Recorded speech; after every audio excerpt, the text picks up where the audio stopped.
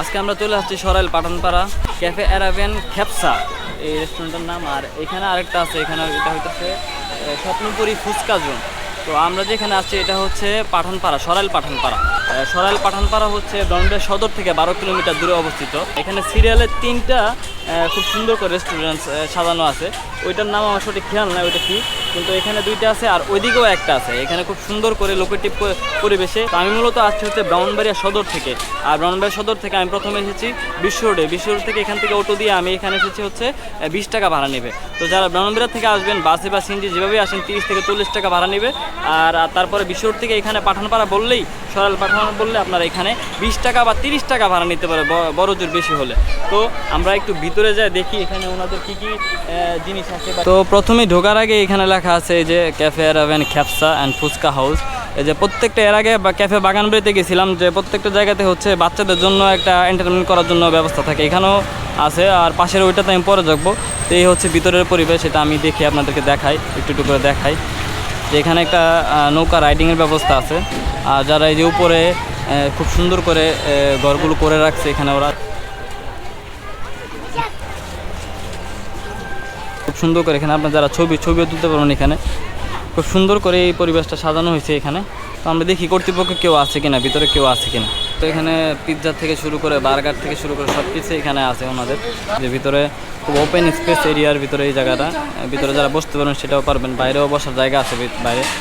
তো আপনার এই যে রেস্টুরেন্টটা দিলেন এটা ক্যাফে অ্যারাবিয়ান খ্যাপসা হাউস, তো এটা দেওয়ার উদ্দেশ্যটা কি? উদ্দেশ্যটা হইলো আপনার আরবিয়ান ফুড বাঙালিদের মাধ্যমে প্রচার করার জন্য, খাবার মানটা ভালো হইতেছে কি না হইতেছে ওইটা জনগণের মাধ্যমে বিলি দেওয়ার মতো। সৃজনশীলতা কীভাবে আসলো বা কেন করলেন? আসলো বলতে গেলে পার্শ্ববর্তী একটা দোকান হইছে, তার পরিস্থিতি দেখা আমরা মনে করেন পাশে আরেকটা দোকান হইছে, দেখছি জাঁকজমক চলতেছে, ওই আকর্ষণ বিদায়ে আবার এই প্লেসটা করা হয়েছে। তো টানা 3টা একসাথে, তো এটা কি ব্যবসার ভিতরে কি সমস্যা হয় না? না ইনশাল্লাহ 3টা না তো 4টা। এখানে আচ্ছা 4টা। তো আপনারা প্রথম একজনের পর একজন আসলেন, তো মানে সবারই কি মোটামুটি ভালো একটা সেল আছে? আচ্ছা আলহামদুলিল্লাহ। তো এই যে রেস্টুরেন্ট দিলেন মানে কত বছর বা কয় মাস হলো? এটা ঈদের মাঝে রানিং হয়েছে, মানে কুরবানি ঈদের পর রানিং হচ্ছে। এই পর্যন্ত আপনাদের কাস্টমারের সংখ্যা কেমন মনে হয়? মাশাআল্লাহ ভালো, প্রায় 50-55 হাজার টাকা সেল হইতেছে ঈদ উপলক্ষে, ঈদের বাজারের মাধ্যমে। আর দূর দূরান্ত থেকে কি আসে? হ্যাঁ, চান্দুরাতে আসতেছে, ব্রাহ্মণবাড়িয়াতে আসতেছে, আশুগঞ্জ থেকে আসতেছে, নাসিরনগর থেকেও আসতেছে, ওরাইল রাইন্দা পরমানপুর থেকেও আসতেছে। এখন আরেকটা প্রশ্ন হচ্ছে যে মানুষ এত দূর থেকে আসে, আসার মানে কি বিশেষ কারণ আছে আপনার এখানে? সেটা বিশেষ কারণ হলো একটা বিনোদন, সেলফি টেলফি এগুলা ওরা, তাদের একটা আকর্ষণ এখানে আছে বিদেই তো আসতেছে লোক।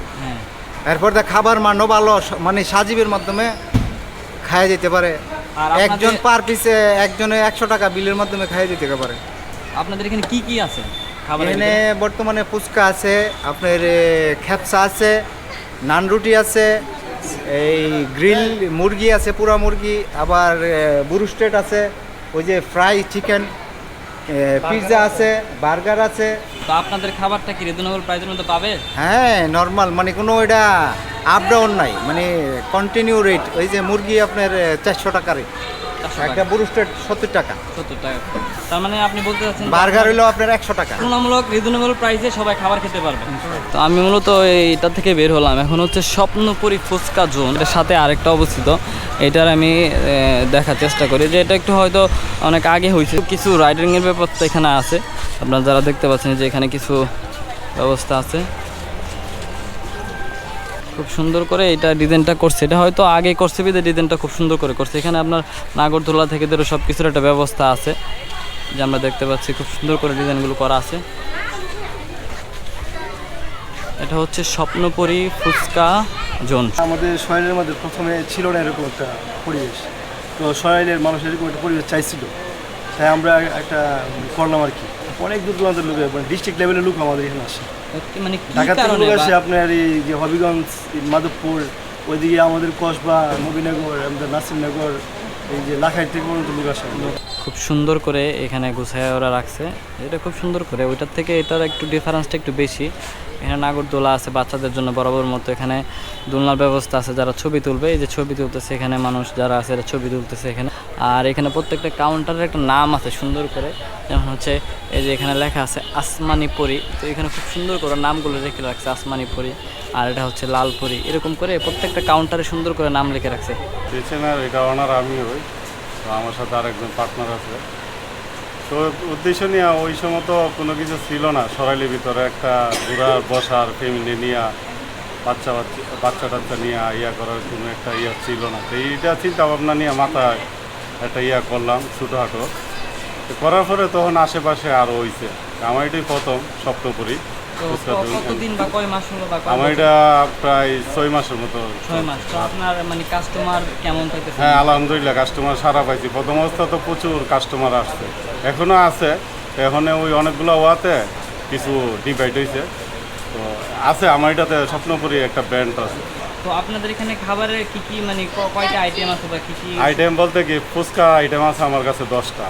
আপনার মজার দই ফুচকা, টক জাল, তারপরে টক মিষ্টি, টক সস, ডিম ফুচকা, স্পেশাল ডিম ফুচকা, নাগা ফুচকা, চিকেন ফুচকা। তারপরে চিকেনের আইটেম আছে আপনার স্পাইসি চিকেন, চিকেন ফ্রাই, তারপরে আপনার বার্গার, স্পেশাল বার্গার আছে। ওইটা আমার এখানে সারা আছে, মোটামুটি ভালো সারা আছে। সবাইরে বলবো আসেন একবার স্বপ্নপুরীতে, আইসা একবার ভিজিট করে যান, ঘুরে যান, তারপরে বুঝতে পারবেন খাবারের মান। আর অবশ্যই আপনার পরিচয় দিলে এখানে অবশ্যই ডিসকাউন্ট আছে। ব্রাউনবাড়িতে আসলে আপনার কুমাশিলির মধ্যে ডাইরেক্ট সিএনজি পাওয়া যায়। আশুগঞ্জতে আসলে 20 রোডে রিক্সা আছে, বললেই চলবে পাঠানপাড়া যাবো। পাঠানপাড়া স্বপ্নপুরী ফুচকা জোন, তারপরে গ্যাস ফিল্ডের পশ্চিম পাশে। তো বাইরে জায়গা তা না, ভিতরেও বসার জায়গা আছে, পর্যাপ্ত জায়গা আছে এখানে। আপনার খাবারের দাম কি রিজনেবল প্রাইসে আছে নাকি? হ্যাঁ, না খাবারের প্রতিটা দাম রিজনেবল প্রাইজে আছে। তারপরে আপনি টক জাল ফুচকা রইলো 50 টাকা, আর স্পেশাল ডিম ফুচকা রইলো 60 টাকা, মজার দই ফুচকা রইলো 70 টাকা, আর একটা স্পেশাল চিকেন ফুচকা আছে, এটা 110 টাকা। 110 টাকা। তাহলে খুব রিজনেবল প্রাইসের হ্যাঁ। মধ্যে আপনার খাবারগুলো পাওয়া যায়। চিকেনগুলো আপনি চিকেন ফ্রাই খুব টেস্ট, ওইটা আপনার 80 টাকা শুধু রাখি। সরাইল পাঠানপাড়া এই জায়গাটা অবস্থিত। এটা হ্যাঁ, Swapnapuri fuchka zone and coffee house, এই যে এখানে উনি হচ্ছে এটার ওনার। তো খুব সুন্দর করে সাজানো আছে। আমি বলবো যারা দর্শক আছেন তারা, যেখান থেকে অনেকে ভিডিওতে কমেন্ট করেন আমাকে যে প্রত্যেকটা রেস্টুরেন্টে গেলে বলেন এখানে খাবার দাম বেশি হয়ে যায়, ওইখানে বেশি হয়, কিন্তু আমার মনে হলো যে না, এটাতে আপনার রিজনেবল প্রাইসে দাম পাবেন, আর পরিবেশটা খুব সুন্দর, এখানে আপনারা চলে আসতে পারেন। তো আমার এখানে কাজ শেষ, এখানে 2টা রেস্টুরেন্ট আপনাদেরকে আমি দেখাই দিলাম, যেখানে কীভাবে আসবেন সেটা বিস্তারিত আমি বলে দিচ্ছি।